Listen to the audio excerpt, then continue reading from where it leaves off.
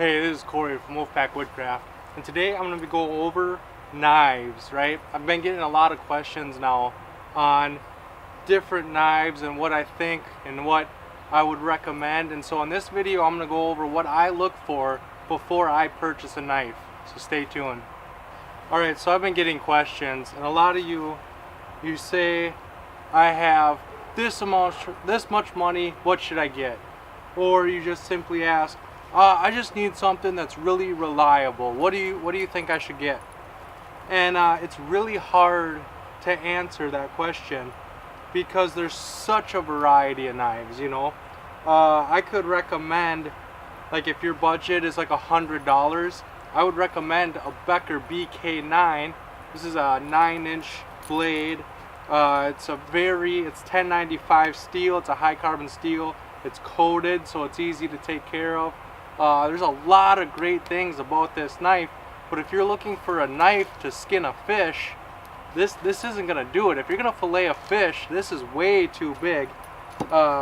Just like the BK2, the 1/4 inch thick, very robust, very durable, probably one of the most durable knives on the market. But if you're going to fillet a fish, this isn't going to cut it. You know, this more fillet knife here. This is a stainless steel, so it's gonna do better in the water. It's got a scaler on the back. That's not a saw back. It's for scaling your fish, descaling them. And so this is a good belt knife that you can also use to fillet fish. So this is gonna be more your style, you know. And if you want to whittle and carve and do a lot of fine tasks, it's not going to be very easy with this BK2. You're going to be able to save a lot of money by getting something like the More Companion. You know, this is a very tried and true knife. It's very good at whittling and carving. It's not going to be able to do a lot of the heavy tasks, but if you're not planning on doing a lot of heavy tasks, this is a very, very good knife. If you're looking for something that can chop and can baton and kind of a master of all trades, a master of none, that's where the BK2 comes in. It can do everything, it just can't do it well, right? It doesn't have the length of the BK9, so it can't baton large pieces of wood, but because it's so thick and robust, it can baton. It's just not going to do as well as the BK9. It does have a good tip on it, so you can whittle and carve, but it's not going to whittle and carve as well as a More Companion or a More Garberg. A More Garberg is another one of those when it comes to fine tasks and more of a belt style knife. The More Garberg is a very good option, but you can also choose the Tops Bob, which is just it's a high carbon steel. You can practice a little bit more with this because you can strike a ferro rod and strike a spark with a rock with the Tops Bob. And then with the steel types, again, you can get with the LT Wright Genesis. Now, you guys know I carry this knife all the time. It's A2 tool steel. It's sharp, it's razor sharp. It holds that razor sharp edge for a really long time. It's a really great knife. But you all know that if I was going to go into some unfamiliar woods and I didn't know the terrain, I didn't know anything, I would bring my BK9, because my BK9 is going to help me process wood for fire, and it's going to be really good at fire making. And so this is the knife that I would take with me. If I could only have one, this is the one I would take, simply because I can do more with it.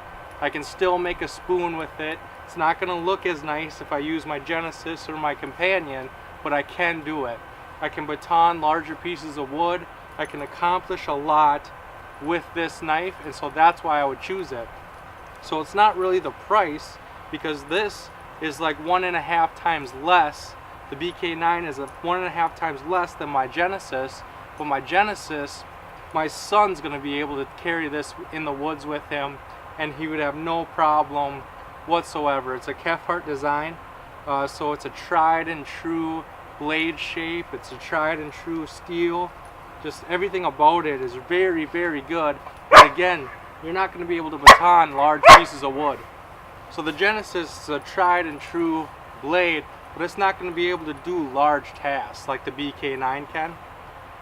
And so you have a very large, you know, if you're going to be hiking over large distances, you might not want to carry something as heavy as a BK2 or a Genesis. You might want the Featherlight, more companion, and if you do want the larger tasks, maybe the more Garberg is more your style, because that's a more full tang, more heavy use knife than the companion.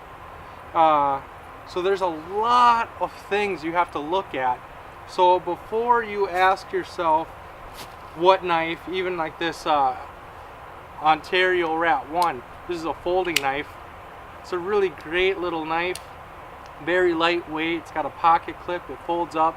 If you're just going to be hiking and you just need it to open your mountain house and maybe cut up some sausage or something, this is a really good food prep option. If that's all you're going to be doing, that's a really good option as well. So before you ask yourself what knife should I get, you need to ask yourself, what are you going to be using that knife for? Right? I have lots of different options because I like to find the little tips and tricks that each one has, right? I can go through a hood of a car with my BK2, but I would never be able to do that with my Ontario. You know, I can baton my BK9 through almost anything. I'm not going to be able to do that with the Genesis. You know, it's all these things that I've kind of taught myself by owning each style knife, and that's why I purchased them. So when I wanted a bushcraft style knife, I got a companion, and then I upgraded to the Tops Bob because I wanted the steel type and the full tang and everything. And then once I learned how to use that, I went out and I bought myself a heirloom Genesis that's going to be the best knife that I own right now, and it can do so much work. It's got a good end retention. I spent the money on it because by buying these cheaper options, I knew exactly what I wanted before I spent good money to get this knife right here.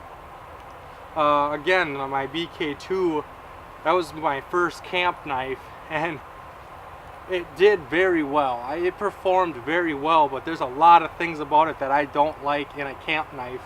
And weight and thickness was one of them, and that's what made me buy the more companion, because I went to the complete opposite spectrum. This thing is light as a feather and very thin, and I ended up getting something right in the middle. And so you have to kind of play around, and you kind of have to find what you like and what you don't like. But most importantly, you need to ask yourself, what do you want your knife to do for you? If you want a batoner, you need a larger knife. If you want to skin fish, you need a thinner knife that can handle that task. If you want a heirloom knife that you can carry on your belt in any woods, the Genesis, you know. It's all personal preference.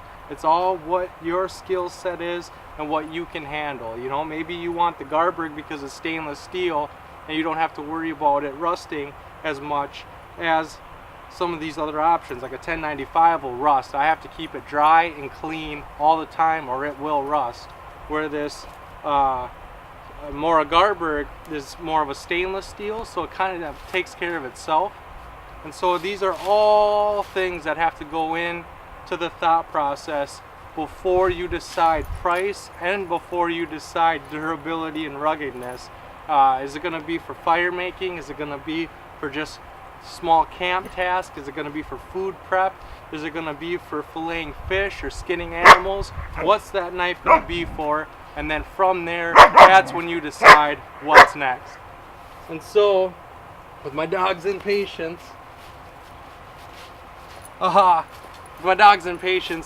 make sure to leave your knowledge and your questions in that comment section. I want to know what knife you carry with you in the woods and why.